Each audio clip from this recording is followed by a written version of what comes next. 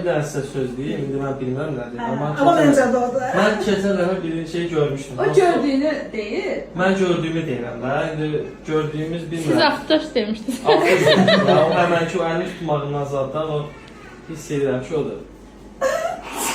Mən də Ay, yaxşı. Siz nə deyirsiniz? Dırnağınızın rəngi deyirəm. Allah. Siz Aftoş deyirsiniz. Mən də axtaş deyirəm. siz nə deyirsiniz? Mən nəsə elə istəyirəm, bilmirəm. İndi amma axtardığım o deyil ha, yəni ad olaraq ona heç nə axtarmıram. Ad olaraq bəs nə yaxşı axtarır? Qız axtarıram. Nə məsələn? O vardı 2-3 dənə havuzda var. Bax, 5 necə sayın. Möhkəm vurun doktor. Qadın deyil. İğne.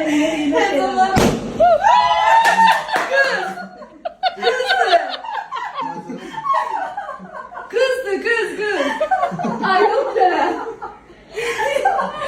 Dedim də mən.